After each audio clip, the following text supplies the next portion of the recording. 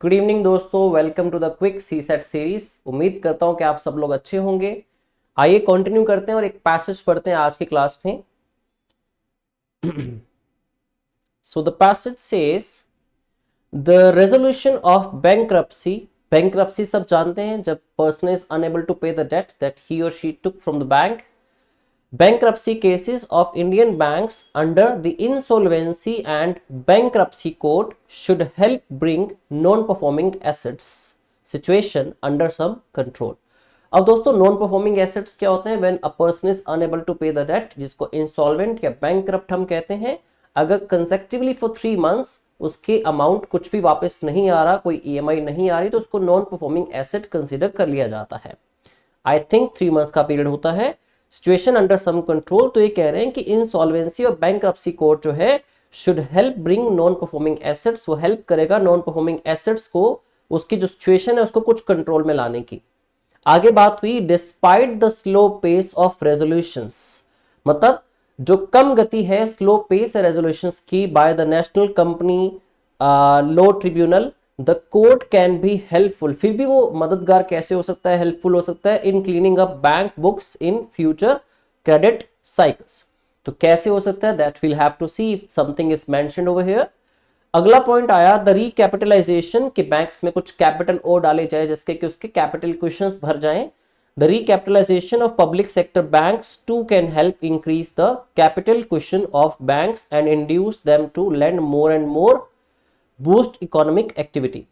दोस्तों यहां बात हुई कि अगर मान लीजिए आपके काफी सारे NPS non performing assets create हो चुके हैं, जिसकी वजह से banks are now unable to lend money to the people, तो क्या कह रहे हैं कि कुछ अगर आप रिकैपिटलाइजेशन करें, क्योंकि स्लो पेस चल रहा है किसका, यहां पे मेंशन किया गया नेशनल कंपनी लॉ ट्रिब्यूनल, उनका जो स्लो पेस चल रहा है, डिस्पाइट उनके स्लो पेस के इस कोर्ट के अंदर the court can be helpful in cleaning up bank books. तो फ्यूचर क्रेडिट साइकिल के लिए उनकी बुक्स को क्लीन करने में हेल्प कर सकते हैं। आगे एक साथ में सजेशन दी गई the recapitalization of public sector banks too can help, ये भी मदद कर सकता है इंक्रीज करने में कैपिटल क्वेश्चंस को, कि उनके पास पैसा आ जाएगा और बैंक्स क्या कर पाएंगे, इंड्यूस, वो चीज बैंक्स को इंड्यूस कर पाएगी, मतलब उनको केपेबल बना पाएगी, किस लिए, टू लेंड मोर, ताकि वो और पैसा दे सके and boost economic activity.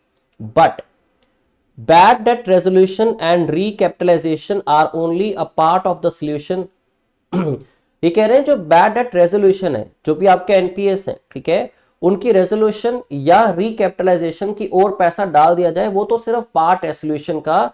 As they by themselves, वो खुद से ही can do very little to rein in reckless lending, वो भी कुछ नहीं कर पाएंगे, वो कंट्रोल नहीं कर पाएंगे। रेन इन का मतलब होता है कंट्रोल करना, किसको, रेकलेस लेंडिंग को।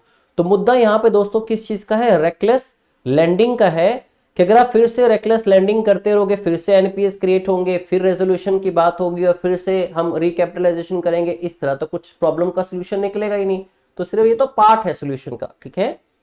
तो ये कह रहे हैं खुद भी रेकलेस लैंडिंग को रोक नहीं सकते। That has pushed the Indian banking system, जिस वजह से आज इंडियन बैंकिंग सिस्टम जो है has been pushed to its current sorry state. तो मेजर चीज क्या है, मेजर ये है कि जो बैंक्रप्सी हुई, इंसॉल्वेंसी हुई, उसका मेजर रीजन यहाँ पे अगर निकल के आ भी रहा है, वो क्या हो रहा है, रेकलेस लेंडिंग है, जिसको रोक नहीं पाएंगे हम लोग इन दो एफर्ट्स के साथ भी, ठीक है। Unless there are systematic reforms, जब तक कि कोई सिस्टमेटिक रिफॉर्म्स ना बना लो। रिकैपिटलाइजेशन चलो आप चाहते हो तो कर लो इस बार, ठीक है, लेकिन जब तक कि रिफॉर्म्स नहीं बनेंगे, उससे क्या होता रहेगा, ये रेकलेस लेंडिंग चलती रहेगी और बैंक फिर से बैंकरप्ट होता रहेगा, या फिर उसके एनपीएस जो है वो इंक्रीज होते ही चले जाएंगे, है ना। Systematic reforms that address the problem of unsustainable lending, जब तक कि अनसस्टेनेबल लेंडिंग, जो रेकलेस लेंडिंग है, उसकी प्रॉब्लम खत्म ना हो जाए, ठीक है। Future credit cycles will continue stress the banking system, तो फ्यूचर क्रेडिट साइकिल्स जो है वो लगातार बैंकिंग सिस्टम को स्ट्रेस करते रहेंगे, उसकी प्रॉब्लम्स जो है वो बढ़ाते रहेंगे, ठीक है। तो ये सारा मुद्दा है दोस्तों। क्वेश्चन आपसे क्या पूछा जाता है इसमें, which one of the following statements best reflects the most logical, rational and practical suggestion implied by the passage given above। तो क्या एक सजेशन है जो प्रैक्टिकल है, रैशनल है, लॉजिकल है, जिसको इंप्लाई किया गया, मतलब जिसको इनडायरेक्टली कहा गया है पैसेज के अंदर, इनडायरेक्टली सेट। तो पढ़ते हैं।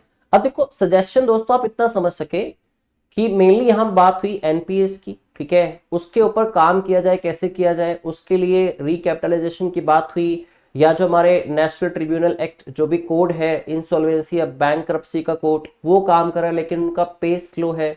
लास्ट में कहा कि कुछ ऐसे रिफॉर्म्स बनाओ जिससे कि रेकलेस लैंडिंग को रोका जा सके, अदरवाइज इसकी वजह से लगातार फिर से प्रॉब्लम्स आती रहेंगी। तो कुछ क्लियर आइडिया तो आपको मिल ही जाता है कि सजेशन क्या रही होगी।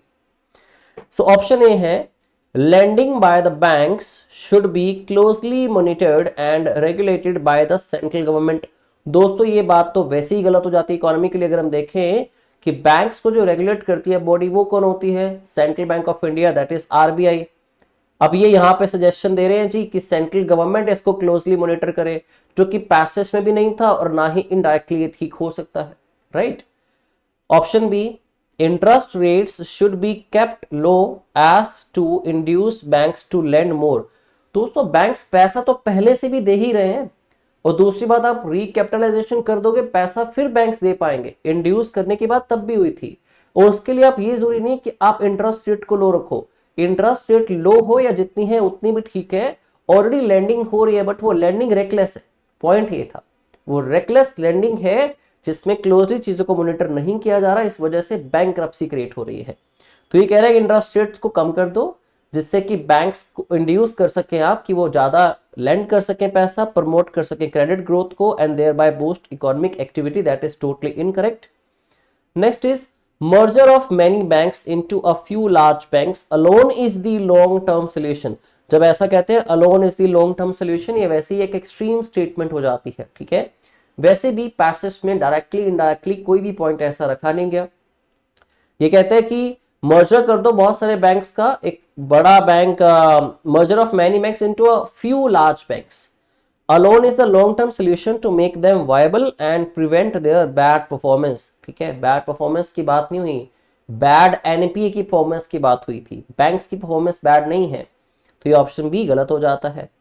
Indian banking system requires structural reforms as a long term solution for bad loan problem. दोस्तों प्रॉब्लम तो ये थी ना, मेनली बैड लोन की प्रॉब्लम ही तो थी, बैंकरप्सी, इंसॉल्वेंसी, रेकलेस लेंडिंग, इस तरह के वर्ड्स यूज किए गए। ये भी कहा गया कि चाहे आप रिकैपिटलाइजेशन कर दो फिर भी ये प्रॉब्लम सफर करनी पड़ेगी हमें फ्यूचर क्रेडिट साइकिल्स के अंदर, जब तक कि कुछ अच्छे सस्टेनेबल जो है रिफॉर्म्स न बना दिए जाएं। और प्रॉब्लम सबसे बड़ी ये थी बैड लोन प्रॉब्लम, जो पिछले तीनों ऑप्शंस में डिस्कस ही नहीं की गई, ठीक है। तो इवेंचुअली आपका आंसर आ जाता है ऑप्शन डी। आप मुझे जरूर बताइएगा कमेंट बॉक्स में अगर आपने क्वेश्चन मेरे साथ सॉल्व किया है तो आपका आंसर करेक्ट था या नहीं था। और दूसरी बात, अगर आपको लगता है किस तरह का डाउट है आपको इसमें, तो आप कमेंट बॉक्स में मुझसे पूछ सकते हैं। थैंक यू वेरी मच, अपना ख्याल रखिए और अपनी तैयारी को बढ़िया से करते रहिए।